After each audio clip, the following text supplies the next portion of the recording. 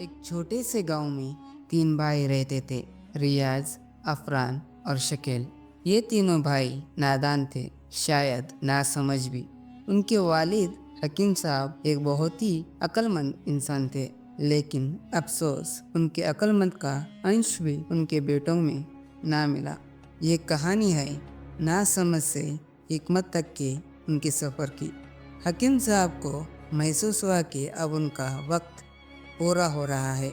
उन्होंने अपने तीनों बेटों को बुलाया और आखिरी बार नसीहत दी। जिंदगी को बेहतर बनाने के लिए तीन बातें याद रखें। पहली नसीहत ये थी कि कभी बगैर सोचे समझे अपने माल को खर्च मत करना। और दूसरी नसीहत ये थी कि हर किसी पर आंख बंद करके विश्वास मत करना। और तीसरी नसीहत, मेहनत से कभी गाफिला मत होना। तीनों भाइयों ने नसीहत तो सुन ली, लेकिन वो इतने नादान थे कि इसका सही मतलब समझ नहीं पाए। एक दिन पास के गांव में मेला था और तीनों भाई मेला देखने चले गए। और तीनों भाइयों ने एक दुकान के पास खड़े थे। एक आदमी झाड़ू बेच रहा था। झाड़ू बेचने वाला बोला, ये कोई आम झाड़ू नहीं है, ये चमत्कार झाड़ू है। इसे खरीदो और देखो इसका जादू। एक भाई ने बोला, अब्बा ने कहा था कि पैसे सोच समझ कर खर्च करना चाहिए। ये झाड़ू हमारी ज़िंदगी बदल सकती है। तीनों ने वो झाड़ू खरीद लिया, लेकिन जब वो घर पहुँचे तो झाड़ू में कोई जादू नहीं निकला। अब उन्हें समझ में आ गया कि सोच समझकर पैसा खर्च करने का मतलब ये नहीं था कि हर चीज़ पर पैसा लगा दिया जाए। कुछ दिनों बाद गांव में एक व्यापारी आया जो सोना चांदी खरीदने बेचने का काम करता था। उसने गांव के सभी लोगों को यकीन दिलाया था कि वो बहुत ईमानदार है। तीनों भाई उसे देखकर बहुत खुश हो गए।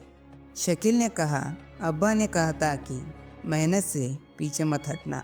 इसका मतलब ये है कि हमें अपने पुराने गहने बेचकर नई चीज़ों को खरीद लेना चाहिए। वो अपने वालिदा के पुराने गहने लेकर व्यापारी के पास आए और उसे बेच दिया। व्यापारी ने उन्हें नकली सिक्के देकर उन्हें धोखा दे दिया। जब उन्हें असलियत का पता चला तो बहुत अफसोस में डूब गए। अब उन्हें वालिद की दूसरी नसीहत का सही मतलब समझ में आया। तीनों भाई अब ठान लिया था कि अब वो अपनी ज़िंदगी को सुधारेंगे। उन्होंने मेहनत करने का फैसला किया। रियाज ने किसानी शुरू करी। फरहान ने गांव के मदरसों में तालीम देने का काम शुरू किया और शकील ने दर्जी बनने का काम सीख लिया। लेकिन उनकी असल परीक्षा तब हुई जब एक दिन उनकी फसल खराब हुई। मदरसे में उन्हें कम तनख्वाह मिली और शकील को अपने काम में नुकसान झेलने पड़े। तीनों ने सोचा, क्या मेहनत का मतलब यह है कि हम नुकसान सहते रहें? लेकिन उन्होंने हार नहीं मानी। धीरे धीरे उनकी मेहनत रंग लाई। रियाज ने फसल में नए नए तकनीकें अपनाए।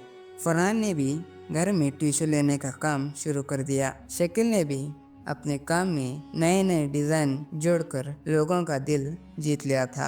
अब तीनों भाई गांव में काबिल और इज्जतदार इंसान बन चुके थे। उनकी नादानी धीरे धीरे हिम्मत में बदल गई। उन्हें महसूस हुआ कि वालिदा की दी हुई नसीहत न सिर्फ अल्फाज का खेल था, जिंदगी को सही रूप देने के लिए था। इस तरह तीनों भाइयों ने अपनी गलती से सबक लेकर अपनी ज़िंदगी को संवार लिया। उनकी कहानी गांव में हर किसी के लिए मिसाल बन गई। चलिए, इसी के साथ आपका भाई आपसे विदा लेता है। मिलेंगे अगले ऐसे ही मज़ेदार कहानियों के साथ। खुदा हाफिज़।